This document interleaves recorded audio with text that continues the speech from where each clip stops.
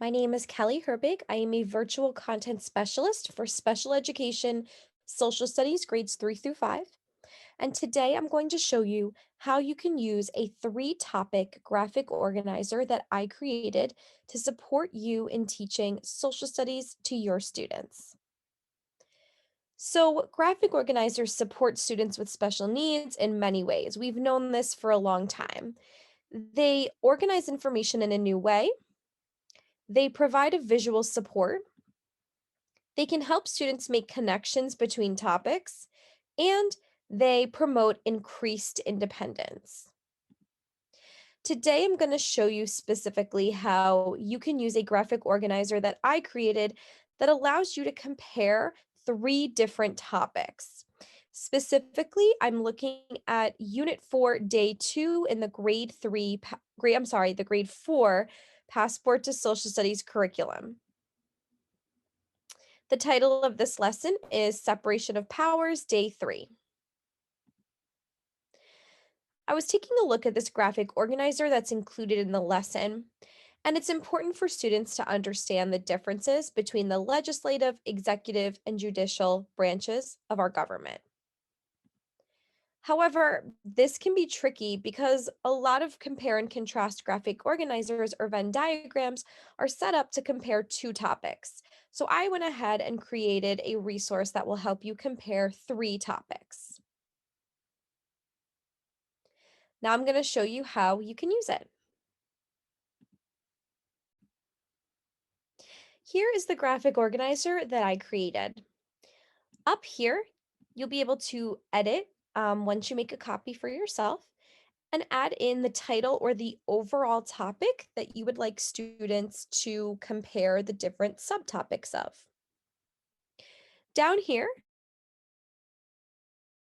I have subtopic 1, subtopic 2, and subtopic 3.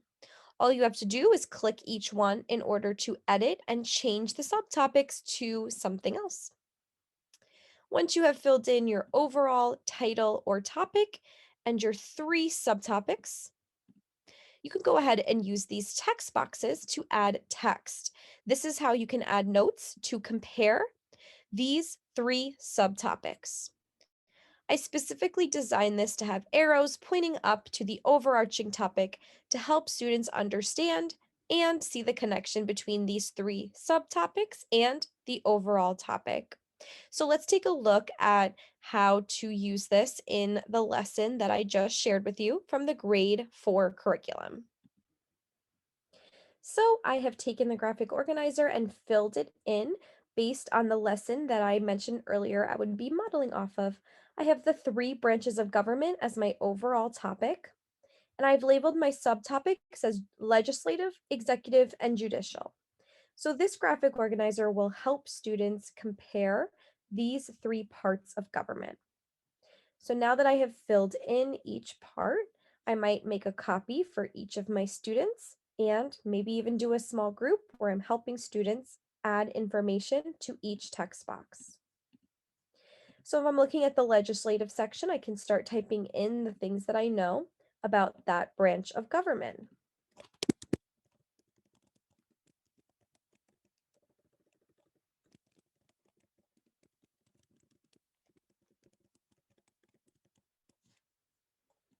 And now in the executive,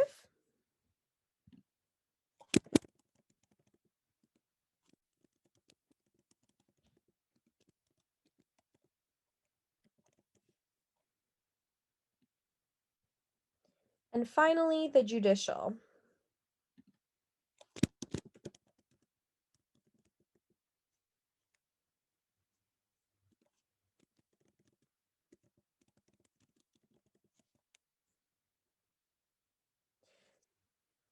So once you have the branches of government filled in, students can keep this as a resource for themselves as they continue learning about our government.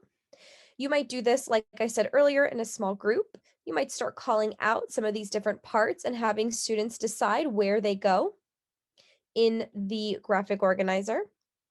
Or you can even add pictures to help students visualize what happens in each of these branches of government.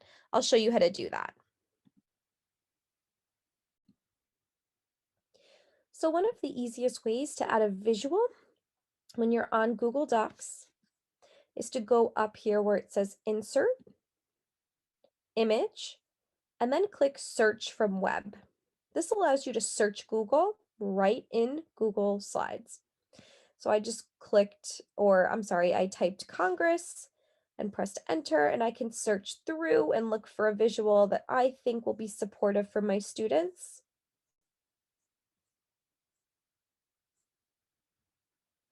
I think this one would be good. I can select it and then click insert. The image pops right up. You can go up to the corner, wait for the arrow to pop up, and you can resize it so that it fits and drag it over to put it in your graphic organizer. And now we have a visual that allows students to see that the legislative branch of our government is usually where elected officials come together to decide on laws.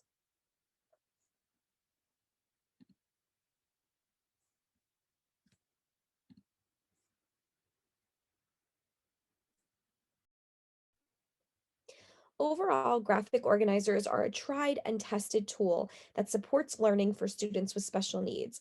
We already knew how valuable they were for our work in school, so it was just a matter of finding the right resources to help us bring graphic organizers to life with remote learning. I hope that my tool that I created, which can be used digitally with your students, helps you bring this really valuable tool back into the learning of your students and makes your life a little bit easier as you plan to modify the instruction for your students with special needs.